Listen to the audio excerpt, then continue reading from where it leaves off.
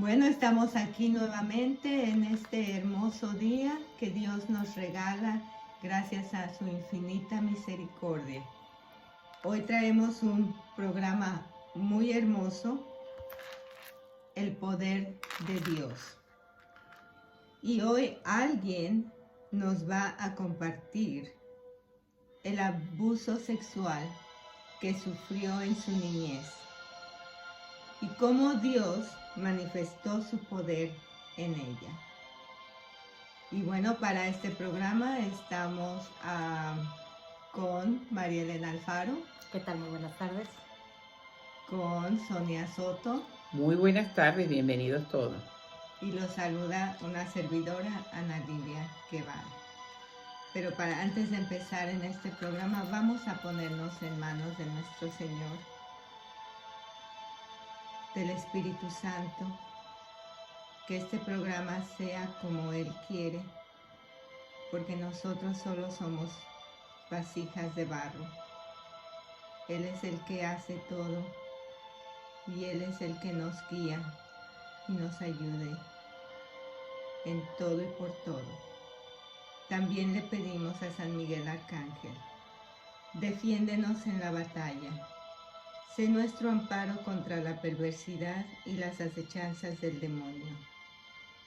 Que Dios le reprima, es nuestra humilde súplica. Y tú, príncipe de la milicia celestial, con la fuerza que Dios te ha dado, arroja al infierno a Satanás y a los demás espíritus malignos que vagan por el mundo para la perdición de las almas. Amén. Amén. Y hoy tenemos la cuarta salutación de los ángeles. Por intercesión del glorioso Arcángel San Miguel y del coro celeste de las dominaciones, quiera el Señor concedernos la gracia de poder dominar nuestros sentidos y corregir las pasiones depravadas.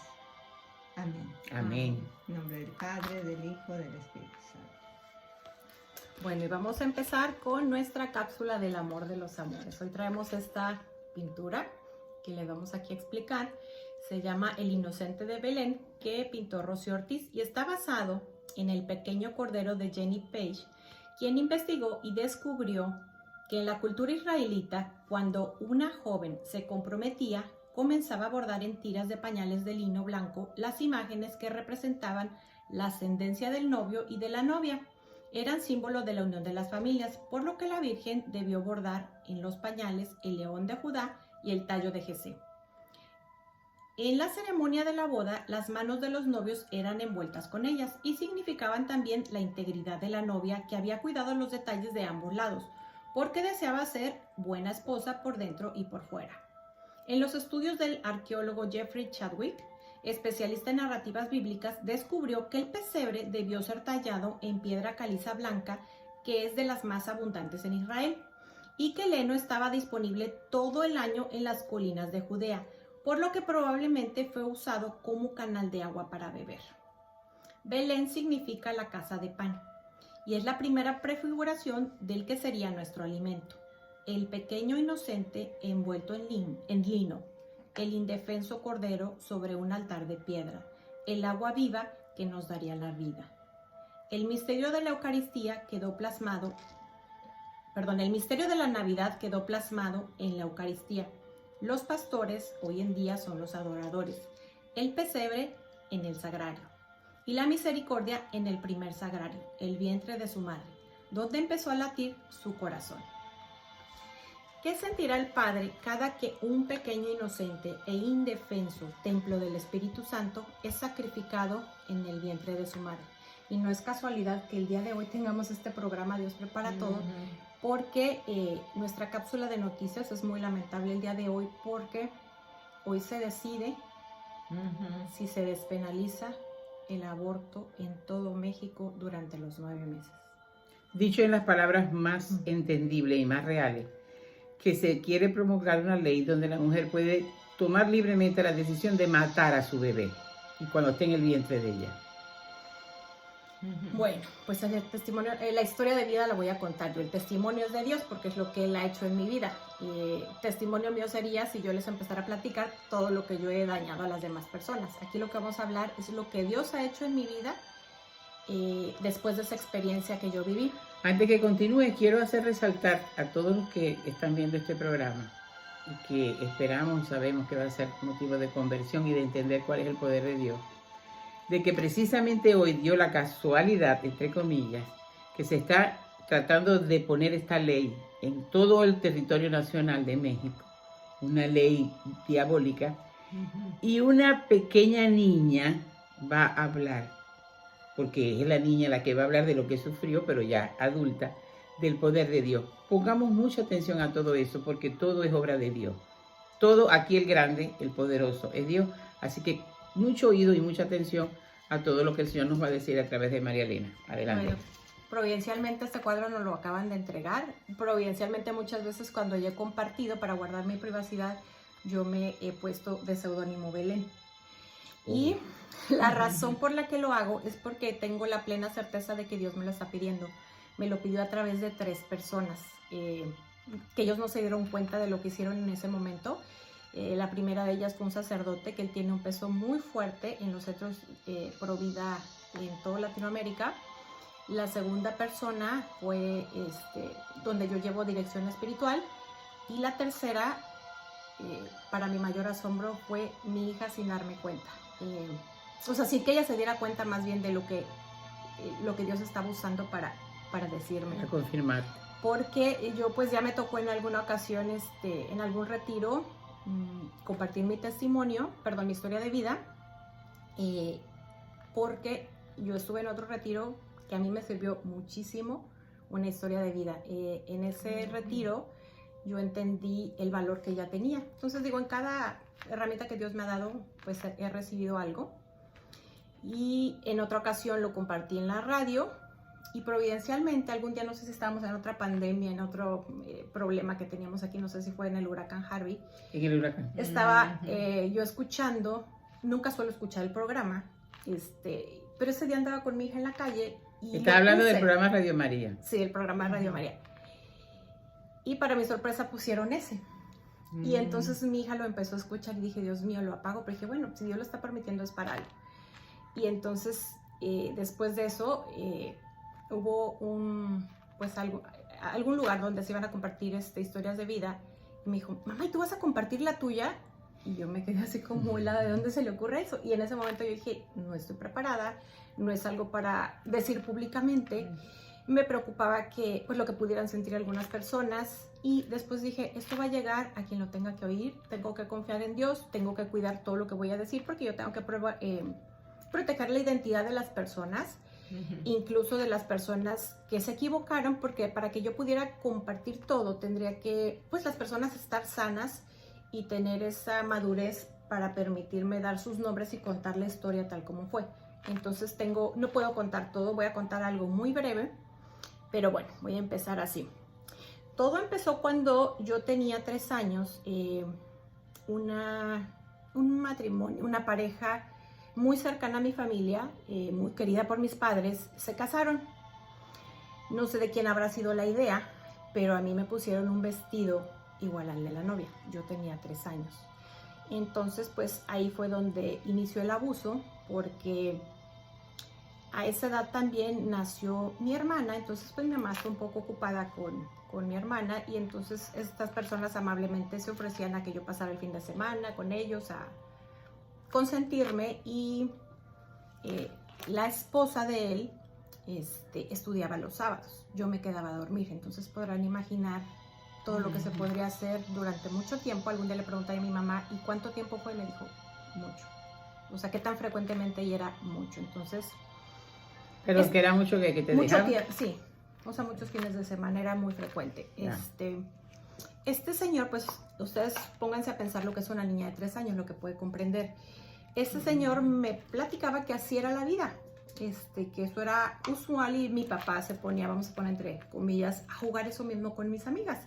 Entonces un día, este señor, pues gracias a Dios la tecnología no estaba como hoy en día, me enseñaba muchas revistas con niños desnudos, y cuando yo en el cajón de otra persona, de otro adulto, encuentro una revista con pornografía, pues ahí se confirma la mentira. Digo, pues, o sea, en una mente tan inocente dices, pues sí, así es la vida, ¿no? Cuando te encuentras otras cosas así.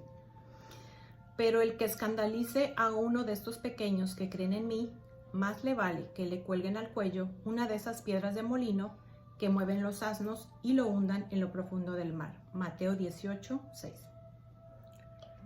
Ella está haciendo estas citas bíblicas para que nosotros podamos entender hasta dónde llega el alcance del demonio. Pero Dios siempre va a salir al paso. Por eso el programa se llama El Poder de Dios. Continúa ella. Bueno, no sé qué edad tendría, pero sí recuerdo vivamente que en alguna ocasión la esposa lo descubrió. Recuerdo una serie de gritos, seguramente no entendía. Y lo único que recuerdo es que este señor salió y me dijo, yo le dije que ya no va a suceder, pero sí vamos a seguir jugando. No sé qué tanto haya sucedido. También hubieron más personas que se dieron cuenta de lo que sucedió. La casa donde yo vivía en la niñez, en las habitaciones de arriba tenían unas ventanas grandísimas y abajo la sala y el comedor eran cristales inmensos. Entonces es muy común que un niño cuando, vamos a poner entre comillas, juega esos juegos, los repite con los niños. Entonces se me ocurrió ponerme a jugar con una visita que había con la niña en el jardín. Yo me imagino que estábamos jugando al doctor, al ginecólogo, no sé. La mamá ve desde la ventana de arriba, la manda a llamar y seguramente ella a lo mejor le platicó, pues ella me dijo que así su papá y así son todos. Entonces salieron de mi casa y nunca más los volvimos a ver. Pero yo digo, ¿qué peso tan grande tiene esa señora? Porque ella debió hablar con mi madre. Y vamos a suponer, en caso, mis padres no tienen ningún tipo de implicación, pero en caso de que así fuera, vamos a suponer, ella debió de hacer una demanda, debió de haber cuidado que no sucediera nada más. Entonces hubieron varios personajes que se enteraron de lo que sucedía y cobardemente, por su falta de... Para que esté claro, tú estabas jugando con la niña los juegos que el abusador Ni siquiera recuerdo. Ni siquiera, doctor, pero... Yo solo recuerdo que estaban jugando al doctor. Sí, seguramente que él usaba algunas cosas así, de que vamos a jugar al doctor, o vamos a jugar al papá y a la mamá, qué sé yo.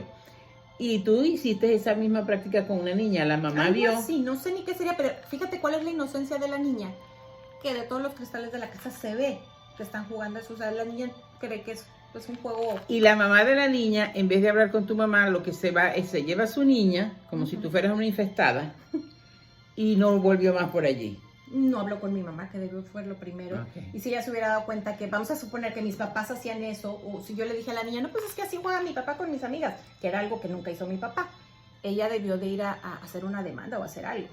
Bueno, solo Dios sabe qué pasó en su alma, sus heridas, su falta de capacidad. No estamos para juzgarla, pero sí tiene una responsabilidad. Lo que yo sí quiero hacer, que quede aquí asentado, es que cuando una persona se da cuenta que está sucediendo un abuso, Dios se lo está mostrando. Eso es importante. Y tiene una Eso responsabilidad ante Dios. Sí, señor.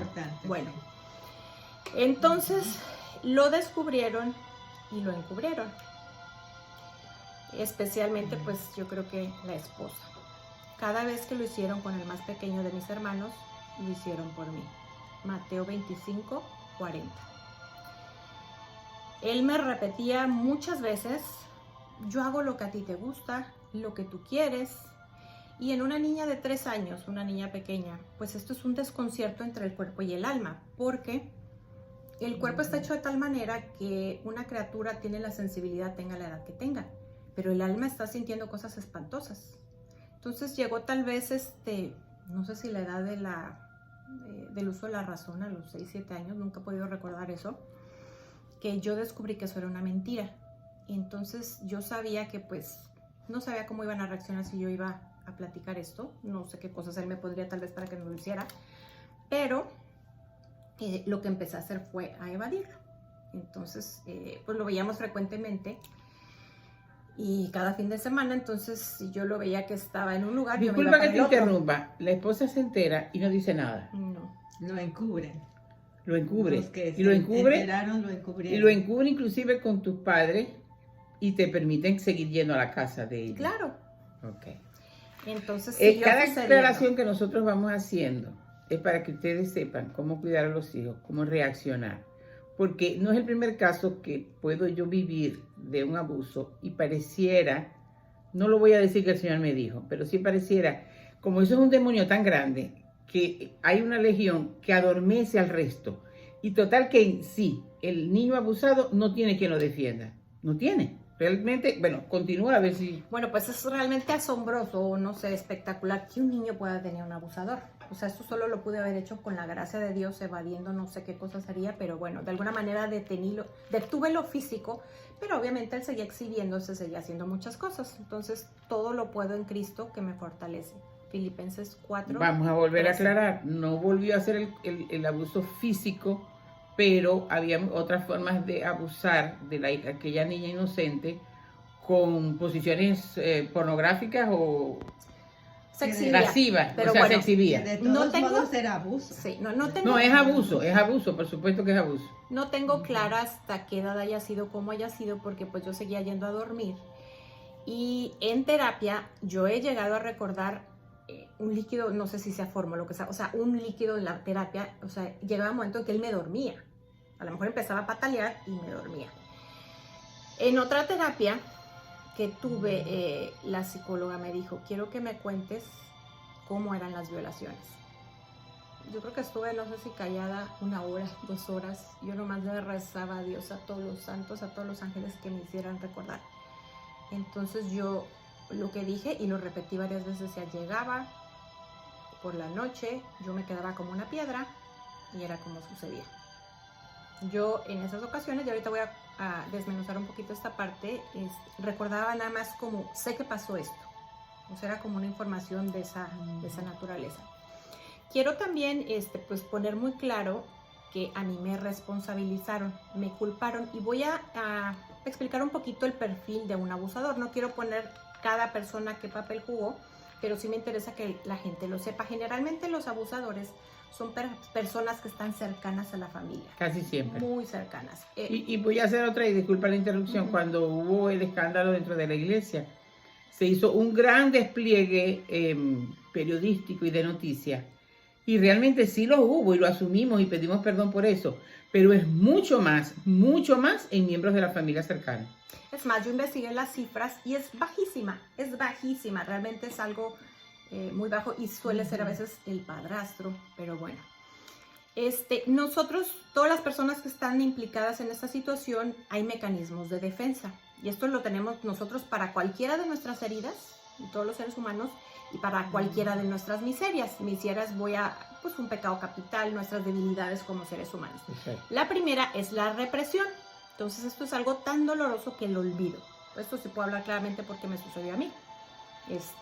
La víctima protege su estabilidad emocional. Al olvidar, es más, yo del abuso, las violaciones las recordé hasta terapia. Sí me tenía muy claro que había sido abusada, pero poquito antes de ir a la terapia, yo un día me levanté llorando porque soñé que estaban violando a una de mis hermanas.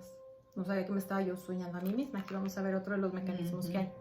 Otra es la negación, no aceptar. Exacto. Vamos a decir, ¿cómo se llama? El abusador, pues ante el pecado, o sea, ante la herida también la persona puede decir, pues no, esto no sucedió, no lo acepto. La persona cuando lo enfrentan, dice que no es cierto. Después viene la inversión, invertir al opuesto. Por ejemplo, a mí eso me sucedió creyendo que le sucedió a una de mis hermanas. El agresor, cuando lo enfrentan, frecuentemente lo que contesta es que la víctima lo quería, le gustaba, me buscaba, yo estaba haciendo lo que ella quería. Pero si en el caso tuyo lo dijo, menos mal que yo no estaba por todo eso, porque bueno, yo le digo, pero una niña va a convencer a un adulto. O sea, es absurdo. Sí. Esa excusa es absurda. Bueno, todo lo del diablo es absurdo. Luego, el aislamiento, evadir el tema con la falsa premisa de no perder la paz. Aquí voy a poner un ejemplo muy sencillo. Las personas cuando tocamos el tema de aborto, eso no, porque eso me hace perder la paz. No es perder la paz, lo que pasa es que Dios está simbrando tu alma para que tú hagas algo. Entonces, si tú no ves, no haces nada. También, si tú no ves a la gente que está muriendo de hambre, pues no te va a doler y no vas a hacer nada. Entonces, es una excusa porque realmente la paz es el resultado de Dios en el alma. O sea, nada más imagínate cómo estaría la Virgen en la pasión, que yo creo que nadie ha podido sufrir algo más duro, hablando de seres humanos, para no poner el ejemplo de nuestro Señor. Debió estar con el alma desgarrada, pero yo creo que nunca perdió la paz. Luego viene, obviamente, cuando se va del tema, pues no se sana, Y también qué sucede, que si la mamá sufre abuso, o el papá sufre abuso, o alguien está evadiendo por esa herida que tiene, pues no va a educar en prevención, nunca va a hablar con sus hijos cuando son pequeños, explicarles esa parte de que su cuerpo es sagrado, que hay partes que son que solamente los padres pueden tocarlas para asearlos cuando son pequeños. Se les puede explicar que son las partes que cubre el traje de baño, pero pues una vez que ellos ya pueden hacer esas cosas, nadie debe hacerles nada que los haga sentir incómodos, y que si llega a suceder, pues nadie tiene por qué lastimarlos, y tienen que hablar con sus padres, que tengan esa certeza de que los padres están para creerles a ellos primero que a nadie. Entonces tiene que educarse esa parte de que tenga el niño la confianza, que sepa que no tiene que soportar nada que lo lastime, incluso unas cosquillas que le incomoden, un beso. Bueno, digo, yo pasé ya cosas más sencillas con otras personas, pero a veces uno no sabe ni cómo, cuando no está educado, cómo poner un alto. Otra de las mecanismos de defensas es la racionalización, es adornar para disminuir. Pues no fue tan grave, pues nada más pasó alguna vez y no, eso no me afectó. Mucha gente... Eso lo dice No, son los mecanismos de defensa. Acuérdate que hablamos primero la represión, que es olvidar, luego la negación, que es no aceptar, luego la inversión, cambiarse a la otra persona, lo propio, luego el aislamiento, que es evadir el tema. La racionalización es adornar para disminuir la herida, o si yo tengo un pecado, pues no es tan grave lo que hago. Luego la proyección, que es atribuir a otros lo propio. Los padres suelen responsabilizar a la víctima, y muchas veces la madre, cuando está abusando el padrastro, toma un papel como si la hija fuera con quien el esposo comete adulterio. Sí quiero que quede muy claro que no es mi caso, o sea, mi papá nunca tuvo nada que ver con esto, pero estoy hablando en términos generales lo que puede pasar. No, y quiero que sepan que yo también viví un caso así. Y en verdad yo no podía entender que ella sentía que estaba rivalizando con la hija. Es increíble, por eso es que nosotros, fíjense que cuando tú estabas diciendo que no se le da la educación sexual a los hijos, pero entonces aquí se suele darle la pastilla anticonceptiva a la niña. Eso es una locura. Además, si tú eso es un abuso. Eso es un abuso. Si tú no educas a tus hijos en este tema, si no les hablas de la belleza del amor que está contenida, ¿me puedes mostrar ese libro? Que desde el primer libro tenemos algo tan sencillo como hombre y mujer los creó. Entonces es muy sencillo. Si tú quieres educar algún tema, pues puedes decirle a tu niño, si es pequeño, mira, te puedes disfrazar de conejo, o si estás en una escuela que solo es de niñas y toca la pastorela y tienes que disfrazarte de niño, eso es un disfraz, tú sigues siendo una niña. Bueno, sería un tema ya muy largo, pero hay mucha educación de fondo. Luego, el último mecanismo de defensa es el automatismo, es actuar mecánicamente para no pensar. Aquí no pasó nada. Vamos a decir, por ejemplo, una esposa o un esposo que fue abusado, a la hora que tiene su abrazo conyugal es de una manera mecánica para no tocar sentimientos, para no caer con esa raíz de dolor. Entonces, pues como lo primero que hablamos aquí fue de cómo los adultos me responsabilizaron, que fueron varios. Aquí yo puedo sacar esta cita que es Lucas 6:42. Primero saca la viga de tu propio ojo y entonces verás bien para sacar la paja que está en el ojo de tu hermano. Eso está perfecto, porque como estamos tan enceguecidos por el miedo de enfrentar una realidad, preferimos culpar antes de asumir. Por ejemplo, de alguna forma, y me vas a disculpar, porque nosotros tenemos que tener cuidado también donde dejamos ir a nuestros hijos. Sí, es muy importante. Pero, y no que se queden a dormir. Y no que se queden a dormir. Pero entonces, si ya pasó, tomar las riendas y decir, yo me equivoqué. Eso es difícil en la voluntad humana, pero muy difícil. Pequeño o grande que sea el error, normalmente, bueno, desde Adán. Adán, ¿qué hiciste? La mujer que me dijo. Eva, ¿qué hiciste? La serpiente que me engañó. O sea, siempre buscamos excusas para nuestros actos que no están a veces bien. Bueno, yo recuerdo, pues obviamente, hay muchas secuelas que quedan en generales en cualquier persona que es abusada, pero yo tuve muchos intentos de suicidio, incluso me recuerdo de niña jugando con las navajas de afeitar de mi papá en mis muñecas.